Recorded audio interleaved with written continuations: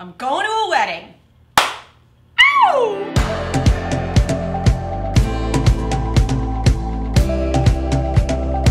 Hey everybody, happy Friday. Welcome back to the DIY Designer. I'm so glad that you're here. Today is a very fancy episode, but surprisingly simple, and that is the whole reason I wanted to share it. So today I'm gonna be making actually an outfit that I'm wearing to a wedding. My beautiful cousin is getting married, and so many of her plans had to go out the window, obviously, when COVID hit.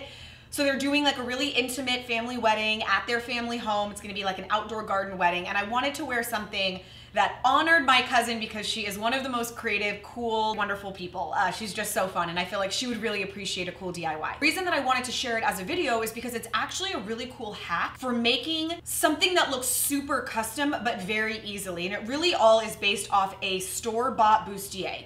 Whatever bustier fits your figure that you like, that's gonna be the structure that we're gonna build off of, which makes our outfit look instantly tailored without any technical ability whatsoever. Now, there's one last thing I just wanted to share with you guys because it's such a happy story, and I just wanted to share when people do good things. My cousin had all of the bridesmaids getting custom dresses. Each dress was really expensive, and when all was said and done, none of them worked. It was like everything has fallen apart with this wedding, and the one thing she really wanted were these beautiful photos that she had in mind with these colors and this whole sort of vibe. Literally a week and a half before the wedding, I reached out to my friend Janie, who runs an amazing showroom here in LA and reps one of my favorite brands, which is WAYF.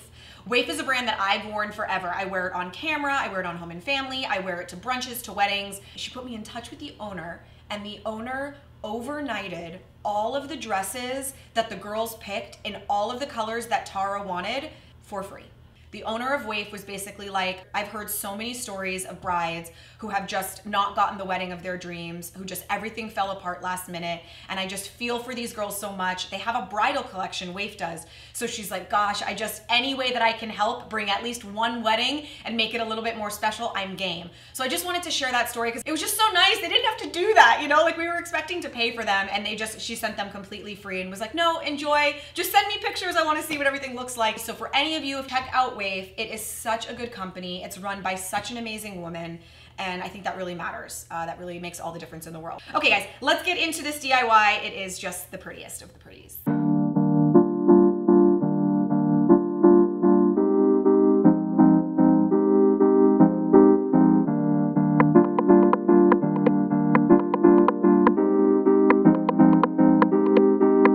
So here is the bustier that I bought. It's just from some cheap store downtown. It's nothing fancy, but it was a little big on me. So in order to figure out the right size, I used safety pins so that I could kind of pin out the excess and try it on and stretch it tight to see what worked. Once I realized how much I needed to take out, I basically just sewed down that little overlap. It's not pretty, it's not perfect at all, but it does the trick, and we are gonna be covering the outside, so you're not gonna see this kind of uneven little step that I've got. The fact that it steps off is no problem at all. We're gonna be covering it with the applique. So this was my first plan, and I'm gonna show you guys how I made this one in case this is the kind that you wanna make, but it's not what I ultimately end up wearing. First thing I did was just cut the trim off the scalloped edge off this particular lace applique, and then I cut out quite a few appliques and just cut around the edges. I didn't need to be super specific because the color of the tulle matched the color of my bustier perfectly, so it was okay if we were gonna see any. I realized that my bustier is gonna have to stretch quite a bit when it goes on, which makes it really hard to pin flat, so I put it on. And you can see now it fits me perfectly.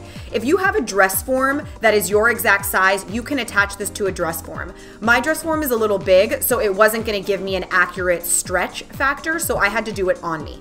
Basically, all that you're gonna do is start pinning it into place anywhere that you think something should be. Like literally, it's like, look in the mirror, does that look good? Yeah, okay, pin it into place. It's just a matter of looking at some balance, some texture, covering up areas that need to be covered up, and kind of just working until the entire thing starts to get filled.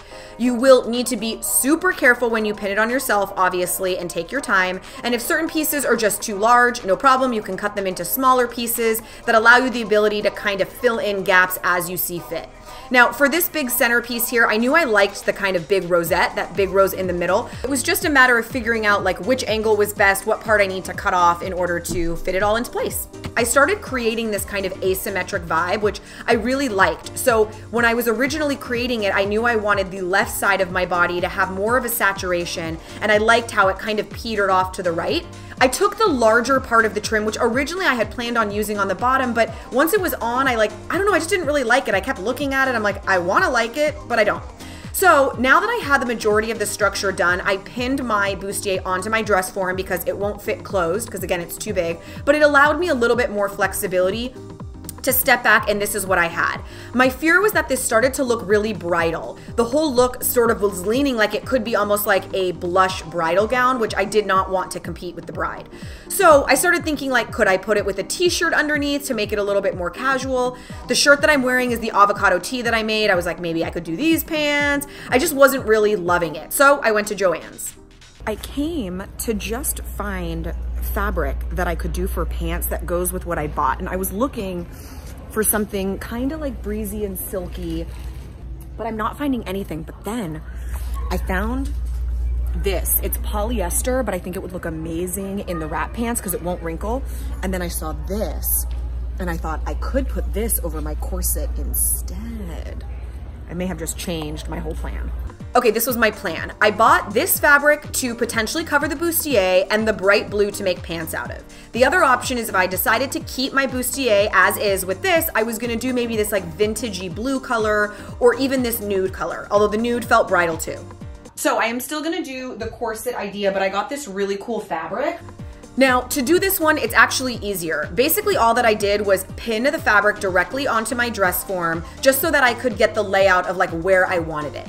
Next thing was I was just cutting off the excess. I bought 2 yards, which was frankly way more than I needed, but I'm cutting off the excess so it's easier to work with. And I'm cutting around the appliques just because I don't know exactly how I want to finish off the bottom and I don't want to waste those appliques. Now, I'm also cutting across the top. I liked the way that that sort of straight line of tulle ended up looking, so I cut it straight across and now I put it back on my body so that I could easily start pinning it into place. Again, the first thing I did was pin the back so that I could make sure to create a nice straight line all the way across the back, covering up that area that I altered my bustier. Again, if you didn't alter your bustier, no worries. And also, if your corset or bustier is not stretch, this is a lot easier. You can do this completely flat on the floor. Mine stretches though, so it has to be done on my body so I know where to pin. What I decided to do was just create 2 large sort of pleats that gather up all of that excess fabric and it goes right to the center bust, exactly where you would normally have a dart.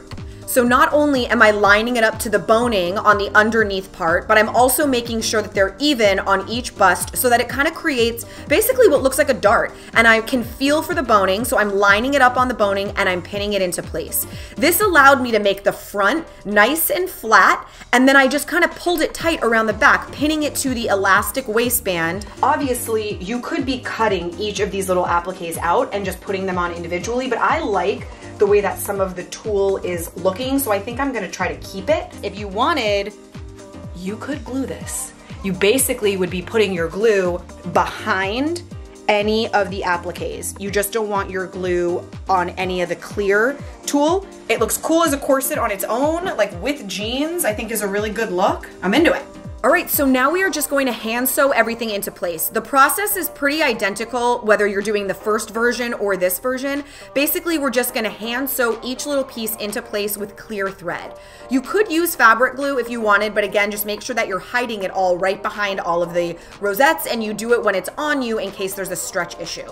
Now, the front part of this bustier does not stretch. So for this part, I was basically able to just go up and down, up and down, up and down all the way through. Once I get to the back though, this is the part that stretches, and what's really important is that you keep stretching it as you're going, because I'm not tacking everything down. I'm tacking down that gold one right there that I'm working on, then I skip over this big pink one and I move on to the next one. That way when I put it on my body, there's that excess fabric that's able to be stretched. So this whole stretch part that you can see I'm doing, stretch, take a look at where everything falls, hold it, and now tack that into place. Now skip 2 or 3 inches, stretch, look where it needs to go. Okay, now skip and tack that into place. This is gonna allow everything to be tacked into place, but not pop when we put it on our body.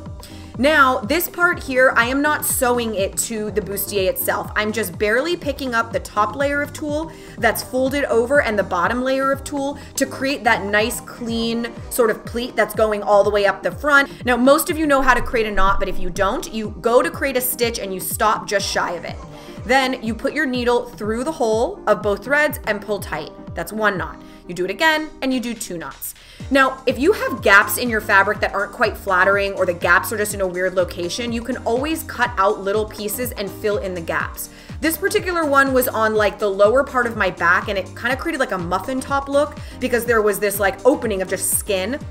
So anywhere that your fabric has like a gap that just is awkward or unflattering, you can always create a custom shape by just popping these little guys onto place. So for now, I just decided to cut straight across the bottom because I think down the road I might sew like a little peplum on the bottom so I could wear it with jeans. But for now, I just wanted to get rid of some of that excess, so I'm cutting it straight across. Last thing was these snaps. So you can see I stopped sewing just shy of the hook and eye, that way I could obviously get into it. Then I folded over the side and put snaps. On this side, I actually sewed in an extra little piece so that I could have an overlap. So what happens here is I put it on, and then there's an extra piece of fabric that will snap together, creating a nice clean back. So now I'm not gonna go through the whole process, but these are the DIY wrap pants. This is a really good visual that I recommend screenshotting right now for how you come up with your measurements. You'll see there's fabric on either side of the U. One of them wraps around the front and one wraps around the back. I'm not gonna show you the whole pant, but I just wanna give you an idea of it. There's my U. You can see one side is larger than the other because I want more of an overlap in the front than in the back. You sew the U together, and then I decided, this is a sort of an update I did from the other version, is I put elastic in the back so there's no tie in the back, which keeps it nice and flat. All right, guys, this was it. I was done. I'm gonna show you video of what it looks like on, but these are photos from the actual wedding. It looked so beautiful. That's my sister and my brother. This is my mom and my grandma. This is my whole family. This is me and Mikey. We had the most wonderful time, and this is what it looks like in video. Oh, wasted.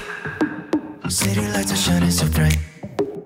All these empty faces, we don't care about them tonight.